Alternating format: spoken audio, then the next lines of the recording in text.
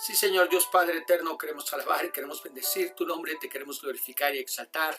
Queremos darte gracias, Dios, por la obra que tú haces en nuestras vidas y en esta hora, porque tú has de permitir, Dios eterno, que podamos escuchar tu voz, que podamos aprender un poco más y que esta enseñanza pueda traer practicidad a nuestras vidas, es decir, que podamos ponerla por obra. En el nombre de Jesús te lo pedimos.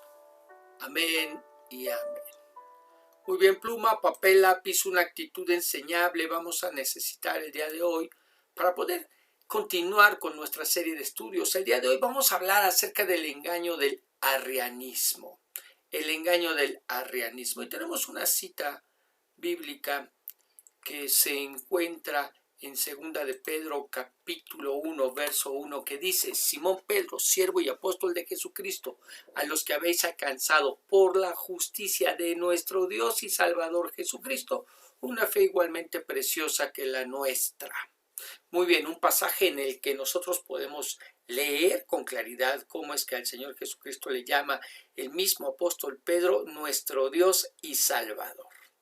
Muy bien, ¿por qué tenemos que hacer esta referencia? Porque el día de hoy hablaremos de una falsa doctrina que nació por ahí del siglo III y que rechaza la enseñanza de que tenemos un Dios trino, es decir, rechaza a la Trinidad. Ellos afirmaban que el único Dios es el Padre, de manera que el Hijo Jesucristo fue un ser creado, sí, el primogénito de Dios, pero que no era Dios sino un hombre como cualquiera de nosotros. Así que rechaza la divinidad de Jesús. Jesús no es Dios, según ellos, y con relación al Espíritu Santo, creía que era una fuerza impersonal, es decir, la fuerza a través de la cual el Padre obraba. Así que rechaza que el Espíritu Santo sea Dios. ¿Cómo se llamó a esta herejía? Arrianismo. Gracias a que su principal defensor fue un hombre llamado Arrio, natural de Alejandría, Egipto, que nació en el año 250. ¿En qué basaban sus conclusiones de que el Hijo no era Dios? Y lo preguntamos en plural gracias a que Arrio, por supuesto que no fue el único que creyó y defendió esta herejía. Hubo muchos en su tiempo que se sumaron a esa corriente de pensamiento, pero ¿en qué lo basaban? Bueno, en lo escrito y sacado de contexto del Evangelio según San Juan. Fíjate muy bien cómo dice Juan 14:28. Habéis oído que yo os he dicho, palabras del Señor Jesucristo, voy y vengo a vosotros, si me amarais os habríais regocijado, porque he dicho que voy al Padre, porque el Padre mayor es que yo. Y gracias a esta afirmación del Señor, en la que reconoce su subordinación al Padre, es que los arrianos se basan para afirmar que Jesucristo no es Dios, ignorando todos los demás textos en los que la divinidad de Jesucristo queda claramente expuesta.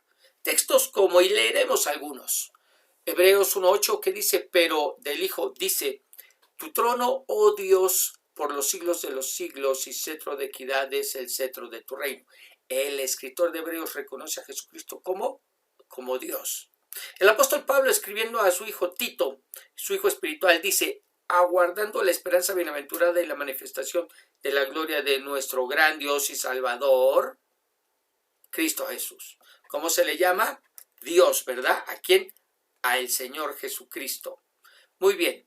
En Romanos capítulo 9, verso 5 leemos, de quienes son los patriarcas y de quienes según la carne procede el Cristo, el cual está sobre todas las cosas, Dios bendito por los siglos. Amén. Haciendo una referencia a Cristo, no es una expresión independiente a la persona del Señor Jesucristo, como lo llama Dios bendito por los siglos. Muy bien, en 1 Juan 5:20 el apóstol Juan escribe, y sabemos que el Hijo de Dios ha venido y nos ha dado entendimiento a fin de que conozcamos al que es verdadero, y nosotros estamos en aquel que es verdadero, en su Hijo Jesucristo. Este es el verdadero Dios y la vida eterna. ¿De quién está hablando? Del Hijo Jesucristo. ¿Y cómo lo llama? Este es el verdadero Dios. O sea, no es que se voltee y dice, este es el verdadero Dios, o sea, señalando a Dios en los cielos de manera independiente al Hijo. No lo está haciendo de esa manera. Necesitamos leer y leer bien para que podamos entenderlo. Sigamos. En Juan 20:28 respondiendo Tomás y le dijo, Señor mío y Dios mío. ¿Cómo reconoce Tomás al Señor Jesús como Dios y no es corregido por él? Colosenses 2:9 dice, porque toda la plenitud de la deidad reside corporalmente en él. ¿En quién? En Jesucristo. Juan 1:1, en el principio existía el verbo y el verbo estaba con Dios y el verbo era Dios y el verbo se hizo carne y habitó entre nosotros, añadiendo ahí el verso 14, ¿verdad? El verbo era Dios, efectivamente, ¿ok? Y después tenemos Juan 5:23, para que todos honren al Hijo así como honran al Padre. El que no honra al Hijo no honra al Padre que le envió. Y Juan 10:33 dice, los judíos le contestaron, no te aprendemos por ninguna obra buena, sino por blasfemia y porque tú, siendo hombre, te haces Dios. Algo que entendieron perfectamente bien los religiosos de su tiempo. Algo que tienes toda la razón, ya estudiamos. Cuando vimos otra doctrina herética, otra herejía, como también lo fue el ebionismo. De manera que ante la evidencia bíblica que nos habla sobre la divinidad de Jesucristo, no podemos hacer otra cosa más que llegar a las mismas conclusiones que los estudiosos del tiempo de Arriano llegaron. Es una herejía, una mala idea acerca de quién es Jesucristo, ¿verdad? Ahora, ¿qué es lo que llama la atención? Que ya habíamos hablado de esto en el ebionismo que existió antes que Arriano, y Arriano no tomó en cuenta, y por eso precisamente estamos estudiando lo que estamos estudiando. Lo hacemos para que sepamos que todas estas herejías ya existieron. ¿Cuáles son las conclusiones a las que estos herejes llegaron y la forma, la manera en que la iglesia rechazó categórica y contundentemente sus ideas? ¿Ok? Ahora, el arrianismo no solamente no creía que Jesucristo era Dios, a diferencia de los ebionistas, sino que tampoco creía en la personalidad del Espíritu Santo.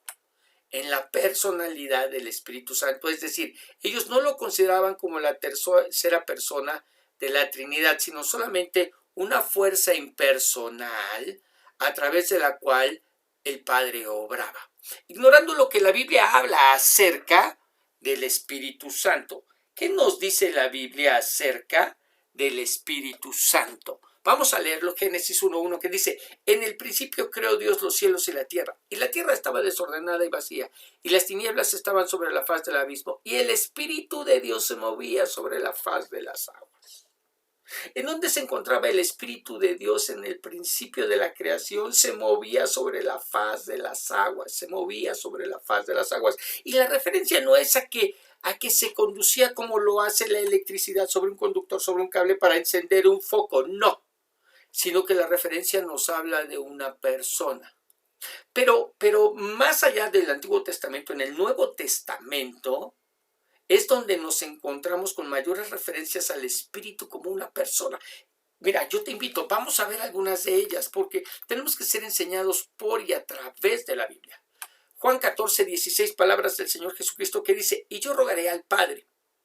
El Hijo rogará al Padre, habla al Padre, y os dará otro consolador con mayúscula para que esté con vosotros para siempre. El Señor Jesús le llamó, ¿cómo le llamó? Consolador. En griego, parakletos, que tiene el significado de uno llamado al lado para ayudar, y que comunica la idea de alguien, no de algo, sino de alguien que anima y aconseja. Idea que definitivamente se ve reforzada unos textos más adelante cuando dice en el verso 26, mas el Consolador, quien el Espíritu Santo, queda claro, a quien el Padre enviará en mi nombre, Él os enseñará todas las cosas y os recordará todo lo que yo os he dicho. ¿Qué hará el Espíritu Santo, ese Consolador, ese Paracletos, ese llamado al lado para ayudar, ese que anima y aconseja? ¿Qué hará? Enseñará y nos recordará, nos hará recordar todas las cosas. Algo que una fuerza, como aseguran los arrianos, que es, no puede hacer. De manera que por el Señor Jesucristo el Espíritu Santo es presentado como una persona y no como una fuerza o una fuente de poder. Y un poco más adelante el mismo Señor lo presentó como alguien, no algo, sino como alguien que dará testimonio de él. Juan 15:26 dice, pero cuando venga el Consolador, a quien yo os enviaré del Padre, el Espíritu de verdad, el cual procede del Padre, Él dará testimonio acerca de mí. Él es una persona, Él dará testimonio acerca de mí. ¿sí? Algo que una fuerza no puede hacer, sino que alguien, una persona, hace.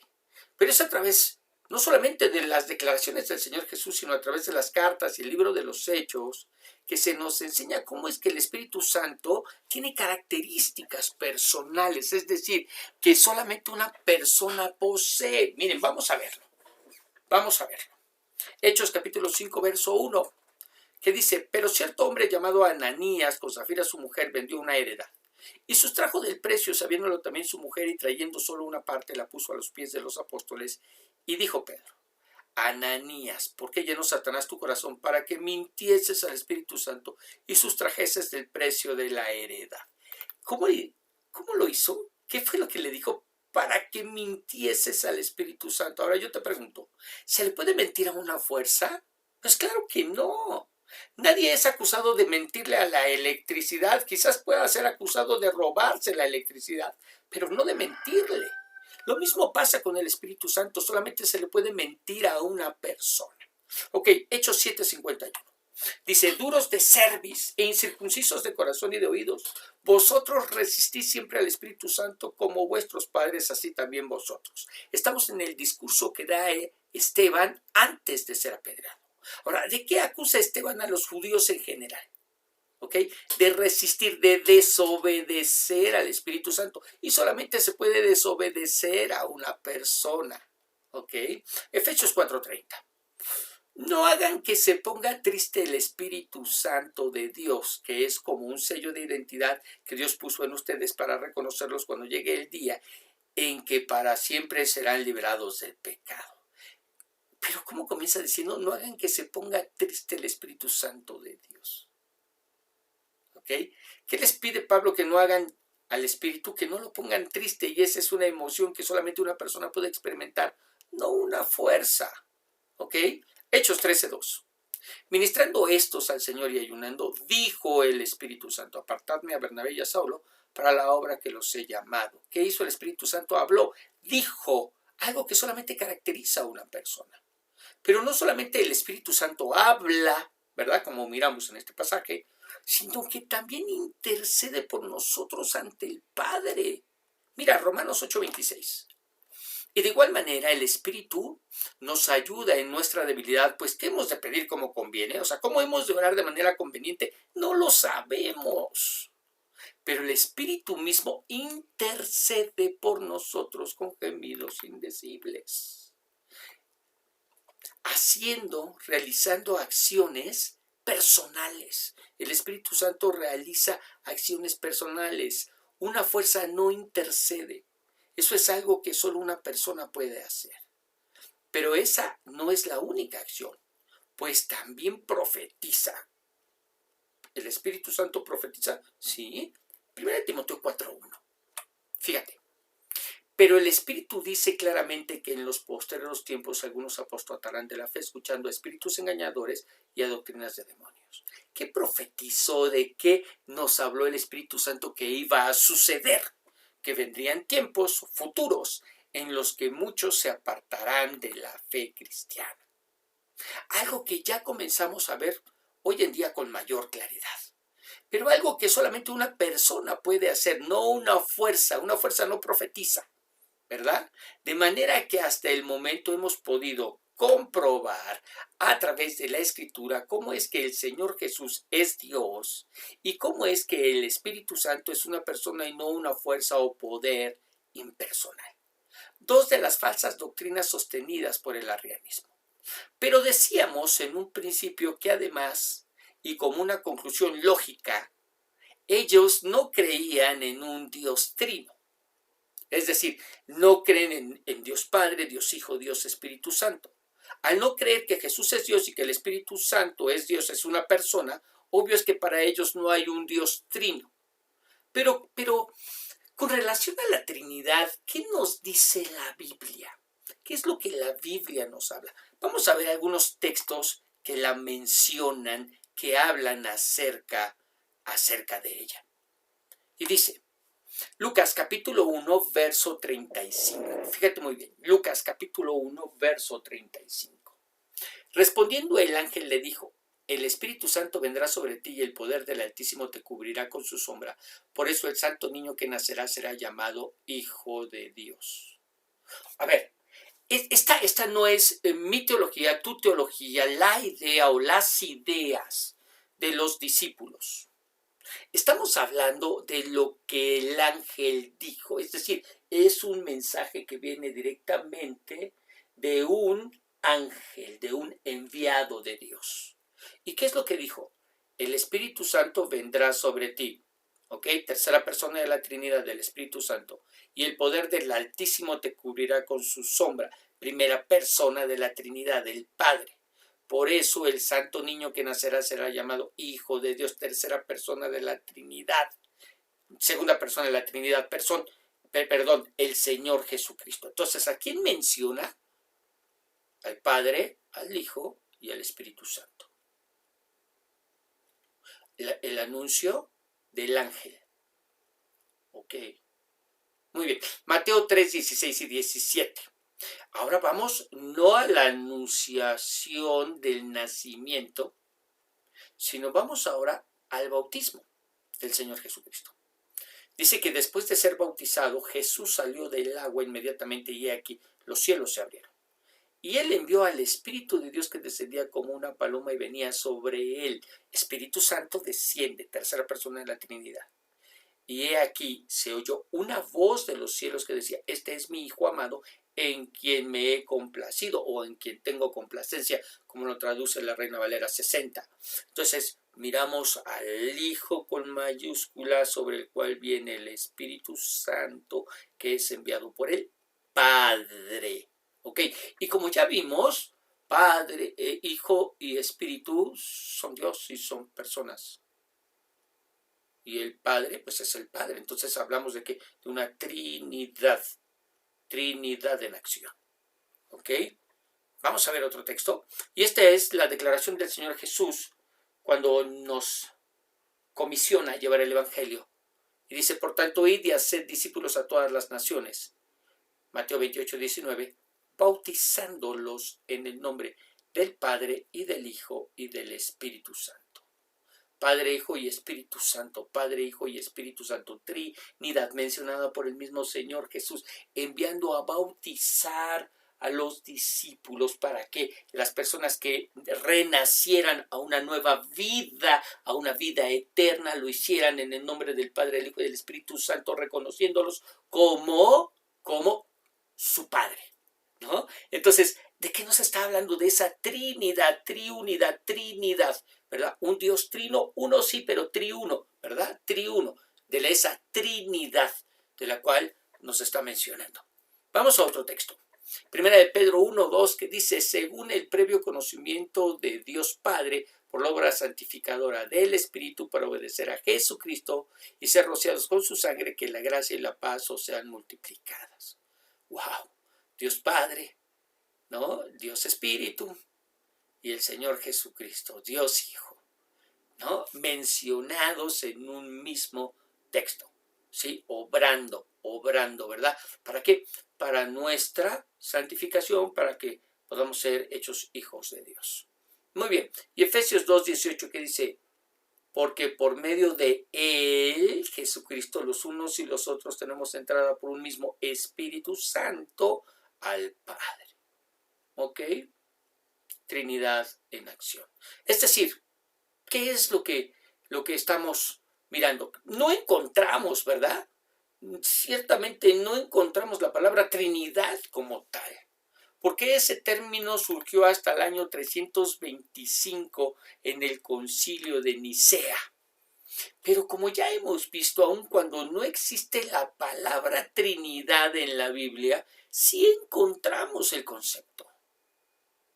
De manera que podemos afirmar que tenemos un Dios trino, donde Padre, Hijo y el Espíritu son uno solo y verdadero Dios.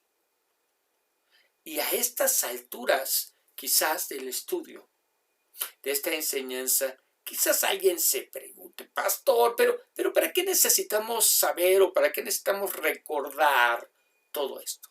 Bueno, porque hasta el día de hoy tenemos a algunos que predican el arrianismo. que van de casa en casa, que los vemos en las plazas con su literatura y que van enseñándole a la gente estas herejías. Hablamos, sí, de los testigos de Jehová, que son conocidos como los neoarrianistas o arrianistas modernos. Ahora, ¿qué es lo que necesitamos hacer?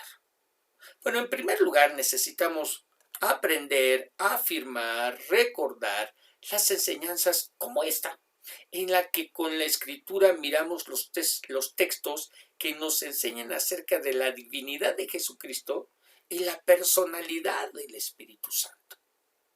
Una doctrina, cuando hablamos de la divinidad de Jesucristo, que ha sido atacada desde el principio. Eso lo vimos con los ebionistas, ¿verdad? Desde el principio fue atacada esa divinidad de Jesucristo, pero en donde, como ya vimos, la escritura es clara y nos hace ver, nos hace mirar cómo el Señor Jesucristo es el Hijo de Dios, el Dios hecho hombre, ¿sí? La segunda persona de la Trinidad. ¿Ok? Muy bien. Entonces, ¿qué es lo primero que necesitamos hacer? Aprender, si no lo sabemos, afirmar, si teníamos duda, recordar, si es que ya lo sabíamos y ya lo teníamos afirmado, pero a lo mejor necesito recordar enseñanzas como esta. ¿Ok? Tenerlas a la mano. Muy bien. Lo segundo es, necesitamos entender que existen términos en la escritura que fueron aplicados a las enseñanzas de la Biblia tiempo después, como lo es el término Trinidad, que no enseña nada nuevo, solo lo hace para identificar la doctrina. Miren, un caso muy similar lo tenemos en el término escatología, que se usa para definir, para identificar la doctrina de los tiempos finales, cuando el Señor Jesucristo venga. Es decir, todo lo que viene contenido en el Apocalipsis se considera estudio de escatología, una palabra que por supuesto que no encontramos en la Biblia, pero una palabra que surge, que nace para identificar esa doctrina, esa porción de la palabra, esa porción de las Escrituras, ¿verdad? Que nos habla acerca del regreso del Señor Jesucristo y todos los acontecimientos que se tienen que dar para que esto suceda. Bueno, aquí nos sucede exactamente lo mismo. Cuando nosotros estamos hablando de Trinidad, estamos hablando de un término que no existe en las Escrituras, pero un concepto que sí encontramos en ellas. ¿Ok? Así que, en segundo lugar, es algo que necesitamos mantener fresco en nuestras mentes. Y en tercer lugar, no dejar de estudiar, no dejar de meditar, no dejar de leer las Escrituras, para que lo que no se ajuste a lo que enseñan podamos descartarlo y no nos confunda. ¿Por qué? Porque doctrinas como esta siguen existiendo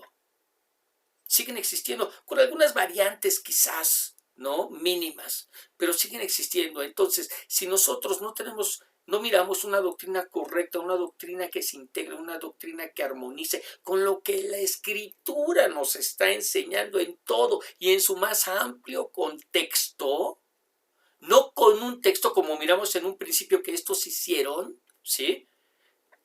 Necesitamos descartarlo.